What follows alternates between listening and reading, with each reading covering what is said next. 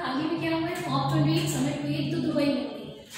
तो हम जानते हैं कि क्या कॉन्फ्रेंस की जेनेसिस है, क्या क्या हिस्टोरिकल बैकग्राउंड है, इसकी जेनेसिस हुई क्या है, सारी कॉन्फ्रेंस की जो समिट्स होती है एनवायरमेंट, जिसको हम देखते हैं क्या।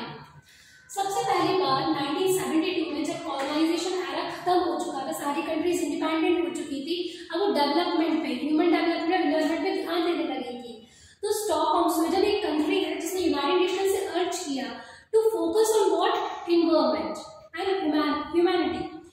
तो उनने सबसे पहले एक कॉन्फ्रेंस रखी गई स्टॉकहोम में, क्योंकि Sweden was the flag bearer of that environment. तो स्टॉकहोम की कैपिटल में कॉन्फ्रेंस रखी गई जिसका नाम था United nation conference on human and environment. मतलब अभी आप देखेंगे इसकी थीम क्या है, ह्यूमन एंड एनवायरमेंट, जिसमें safeguard, it's a first treaty या फर्स्ट एनवायरमेंट कॉन्फ्रेंस कही जाती है, क्योंकि उन्होंने एक एनवायरमेंट में रखी थी।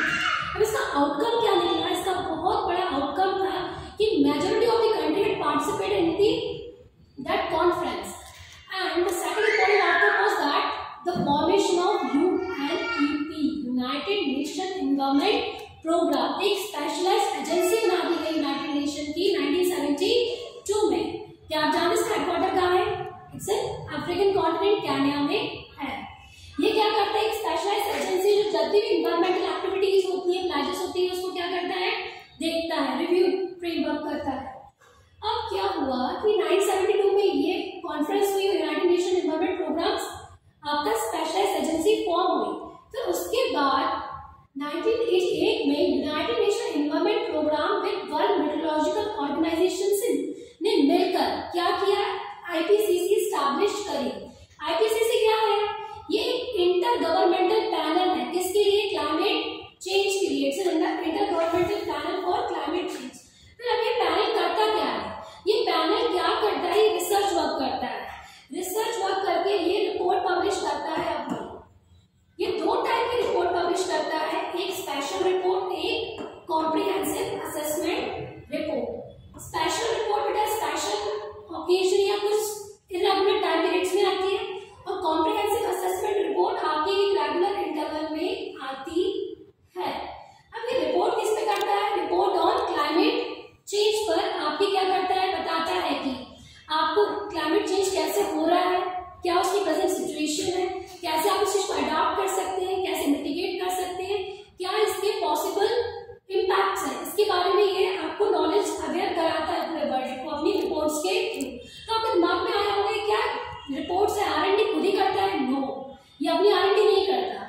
ये क्या करता है, वेरियस जर्नल्स, वेरियस जो स्कॉलर्स होते हैं उनकी जो रिसर्च वर्क होता है उसको कंपाइल करके दुनिया के सामने प्लेटफॉर्म पे रखता है अबाउट द क्लाइमेट चेंज। अब ये इतनी बड़ी बॉडी ने अपनी फर्स्ट रिपोर्ट दी 1989 में। तो इस रिपोर्ट का इम्पैक्ट ये हुआ, इससे पब्लिक अवेयरनेस फैल गई पूरे वर्ल्ड में। तो 1992 में इस पब्लिक अवेयरनेस के कारण अर्थ समिट रखी गई, जो कहां पर हुई, रियो में इसलिए इसको बोला जाता है रियो समिट या रियो डिक्लेरेशन। इसका मेन थीम अपन देखेंगे तो इसका मेन थीम था एनवायरमेंट एंड डेवलपमेंट। इसलिए इसके दो पिलर क्या थे, एनवायरमेंट एंड डेवलपमेंट, क्योंकि वो अभी आज का वर्ल्ड 1992 में ये जान लिया था कि यार एनवायरमेंट को सेफगार्ड करना है, तो जितनी भी कंट्रीज उनकी सबसे बड़ी प्रायोरिटी क्या है, डेवलपमेंट, तो उसको क्या रखो, हैंड इन हैंड रखो। और यहीं से फाउंडेशन निकल के आता है आपके सस्टेनेबल डेवलपमेंट गोल का, क्योंकि सबसे बड़ा इसका जो आउटकम था वो क्या था, एजेंडा 21 नहीं, आपको क्या रखा, सस्टेनेबल डेवलपमेंट गोल का फाउंडेशन रखा। और सबसे बड़ा जो इसका आउटकम निकल के आता है, it's a framework convention on climate change. अभी फ्रेमवर्क कन्वेंशन क्या होता है, it's a set of guideline that encourages the country to mitigate the climate change effects. ये एक ऐसा कन्वेंशन है जो मिटिगेट कंट्रीज को अवेयर करता है, उसे एनकरेज करता है कि उसे कम करे। अब देखो ये तो एक कन्वेंशन है ना, इसका क्या है, तो गाइडलाइन से लिखी गई।